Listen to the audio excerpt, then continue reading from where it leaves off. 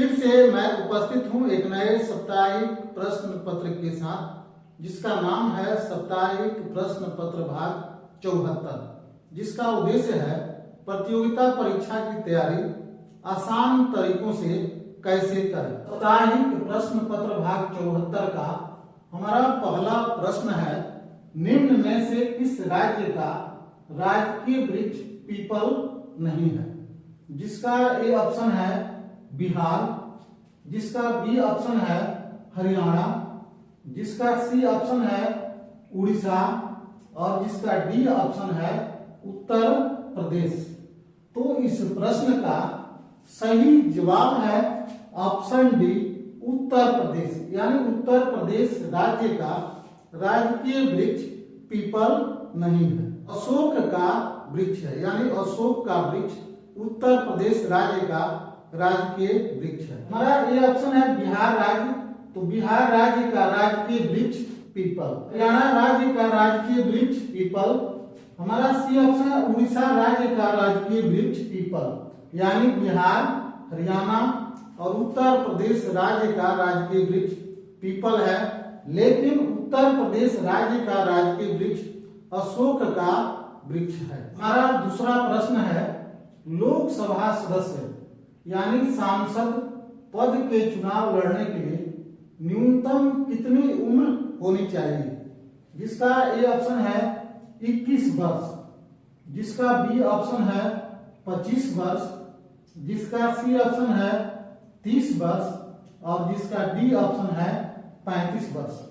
तो इस प्रश्न का सही जवाब है ऑप्शन बी 25 वर्ष, यानी लोकसभा सदस्य यानी सांसद पद के चुनाव लड़ने के लिए उम्र सीमा 25 वर्ष होनी चाहिए। वो 25 वर्ष जिसमें लोकसभा या विधानसभा सदस्य यानी लोकसभा के चुनाव लड़ने वाले और विधानसभा के चुनाव लड़ने वाले अभ्यर्थियों की उम्र सीमा 25 वर्ष होनी चाहिए। हमारा ये ऑप्शन है 21 वर्ष। 21 वर्ष उम्र सीमा। पंचायती राज के 6 पद हैं और उस पद पर चुनाव लड़ने के लिए कम से कम उम्र सीमा 21 वर्ष होनी चाहिए। हमारा बी ऑप्शन है 25 वर्ष। 25 वर्ष लोकसभा और विधानसभा सदस्य को चुनाव लड़ने के लिए कम से कम उम्र 25 वर्ष होनी चाहिए। हमारा सी ऑप्शन है 30 वर्ष। तो 30 वर्ष की उम्र सीमा विधानसभा परिषद एवं राज्यसभा परिषद के पदों के चुनाव लड़ने के लिए कम से कम उम्र सीमा 30 वर्ष होनी चाहिए। हमारा डी ऑप्शन है 35 वर्ष। तो 35 वर्ष उम्र सीमा राज्यपाल, उपराष्ट्रपति और राष्ट्रपति के पदों के लिए कम से कम 35 वर्ष की उम्र होनी चाहिए। हमारा तीसरा प्रश्न है, सपनों की नगरी किस शहर को कहते हैं। जिसका ए ऑप्शन है जयपुर, जिसका बी ऑप्शन है लखनऊ, जिसका सी ऑप्शन है मुंबई और जिसका डी ऑप्शन है हैदराबाद। तो इस प्रश्न का सही जवाब है ऑप्शन सी मुंबई, यानी सपनों की नगरी के नाम से जानी जाती है, यानी मुंबई को सपनों की नगरी के नाम से जानी जाती है। हमारा ए ऑप्शन है जयपुर। जयपुर को गुलाबी शहर के नाम से जाना जाता है, गुलाबी शहर यानी जयपुर। हमारा बी ऑप्शन है लखनऊ। लखनऊ को नवाबों की नगरी के नाम से जानी जाती है, नवाबों की नगरी यानी लखनऊ। हमारा सी ऑप्शन है मुंबई, जिसे हम सपनों की नगरी के नाम से हम जानते हैं, सपनों की नगरी के नाम से जानते हैं। और हैदराबाद, हैदराबाद को निजामों के शहर के नाम से जानते हैं। इमरजेंसी की इनसाइड स्टोरी पुस्तक के लेखक कौन थे। जिसका ए ऑप्शन है इंदिरा गांधी, बी ऑप्शन है कुलदीप नैयर, सी ऑप्शन है अमृता महाले और डी ऑप्शन है सोनिया गांधी। तो इस प्रश्न का सही जवाब है ऑप्शन बी कुलदीप नैयर। कुलदीप नैयर के द्वारा लिखित किताब जिसका नाम है इमरजेंसी की इनसाइड स्टोरी। हमारा ये ऑप्शन है इंदिरा गांधी के द्वारा जो किताब लिखी गई उसका नाम है इंटरनल इंडिया। क्या नाम है? Internal India. Internal India Indira Gandhi की रचना है। हमारा बी ऑप्शन है कुलदीप नैयर की किताब है इमरजेंसी की इनसाइड स्टोरी।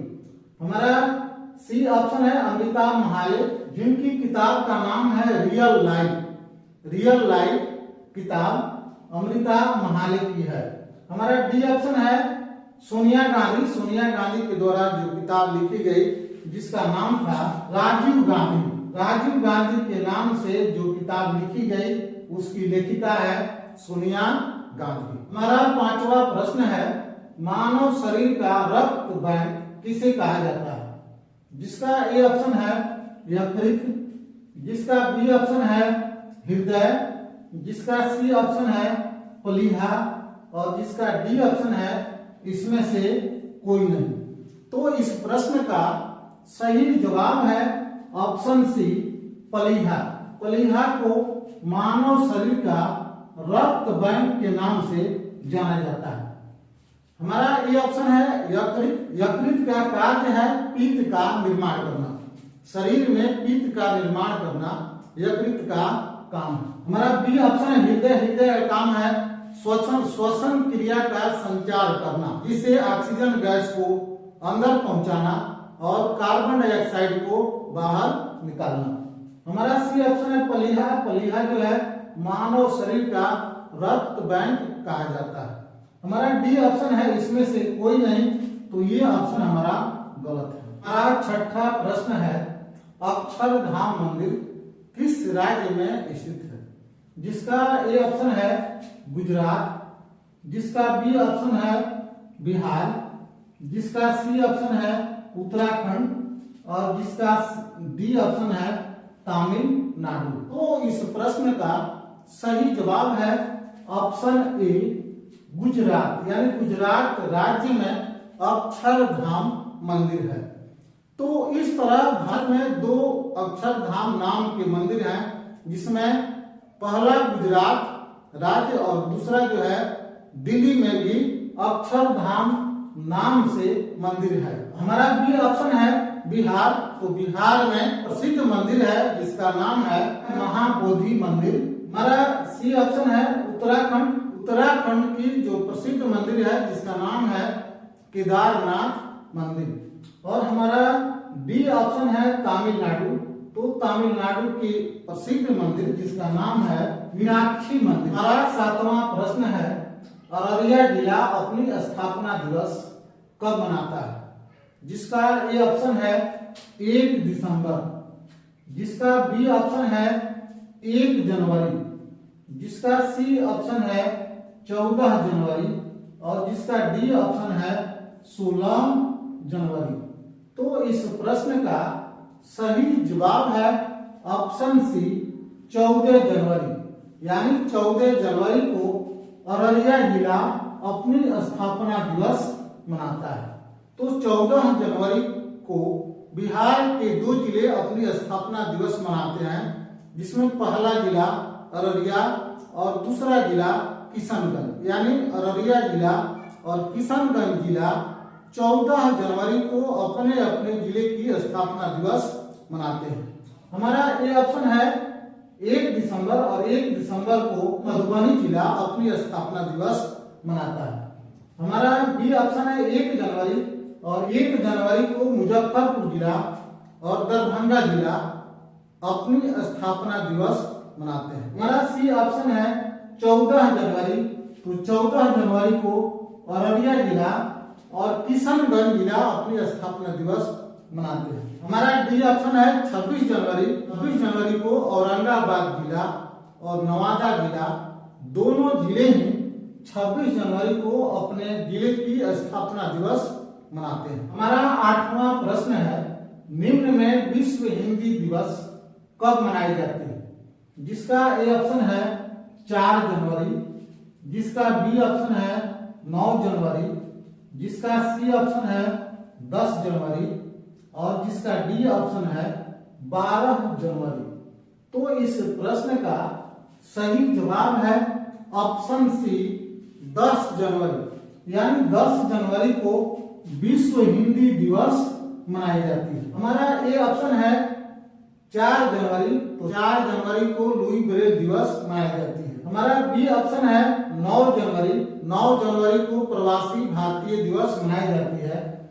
10 जनवरी को विश्व हिंदी दिवस मनाई जाती है और 12 जनवरी को राष्ट्रीय युवा दिवस मनाई जाती है। हमारा 9वां प्रश्न है, डॉक्टर मनमोहन सिंह भारत के किस क्रम के चयनित प्रधानमंत्री थे?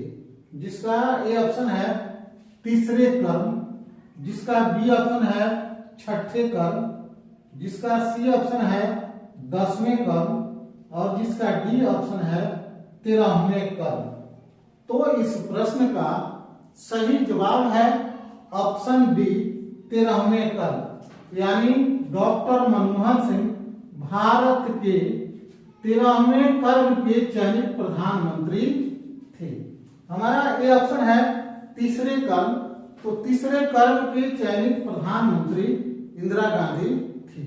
हमारा बी ऑप्शन है छठे क्रम, तो छठे क्रम के चयनित प्रधानमंत्री राजीव गांधी थे।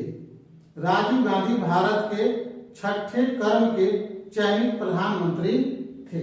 हमारा सी ऑप्शन है 10वें क्रम, तो 10वें क्रम के चयनित प्रधानमंत्री अटल बिहारी वाजपेयी। अटल बिहारी वाजपेयी भारत के 10वें क्रम के चयनित प्रधानमंत्री। हमारा डी ऑप्शन है 13वें क्रम, तो 13वें क्रम के चयनित प्रधानमंत्री डॉक्टर मनमोहन सिंह थे। अगर आप हमारे इस चैनल पर नए आए हैं और आपको हमारी जानकारी अच्छी लगी है तो आप हमारे इस चैनल को लाइक, सब्सक्राइब और बेल घंटी बजाना न भूलें। हमारा 10वां प्रश्न है, वर्तमान समय में पटना उच्च न्यायालय के मुख्य न्यायाधीश कौन है? जिसका ए ऑप्शन है न्यायमूर्ति एम पांचोली। हमारा बी ऑप्शन है न्यायमूर्ति सूर्यकांत। हमारा सी ऑप्शन है न्यायमूर्ति चंद्रचूड़ और हमारा डी ऑप्शन है न्यायमूर्ति संगम कुमार साहू। तो इस प्रश्न का सही जवाब है ऑप्शन डी न्यायमूर्ति संगम कुमार साहू। न्यायमूर्ति संगम कुमार साहू वर्तमान समय में पटना उच्च न्यायालय के मुख्य न्यायाधीश हैं। हमारा ए ऑप्शन है न्यायमूर्ति एम पांचोली। न्यायमूर्ति एम पांचोली पटना उच्च न्यायालय के 45वें मुख्य न्यायाधीश। हमारा बी ऑप्शन है न्यायमूर्ति सूर्यकांत। तो न्यायमूर्ति सूर्यकांत वर्तमान समय में भारत के सुप्रीम कोर्ट के 53वें मुख्य न्यायाधीश हैं। हमारा सी ऑप्शन है न्यायमूर्ति चंद्रचूड़। तो न्यायमूर्ति चंद्रचूड़ भारत के सुप्रीम कोर्ट के 50वें मुख्य न्यायाधीश थे। हमारा डी ऑप्शन है न्यायमूर्ति संगम कुमार साहू। तो न्यायमूर्ति संगम कुमार साहू वर्तमान समय में पटना उच्च न्यायालय के 47वें मुख्य न्यायाधीश हैं। इन्हीं जानकारियों के साथ हम विराम लेते हैं और फिर मिलते हैं साप्ताहिक प्रश्न पत्र भाग 75 के साथ।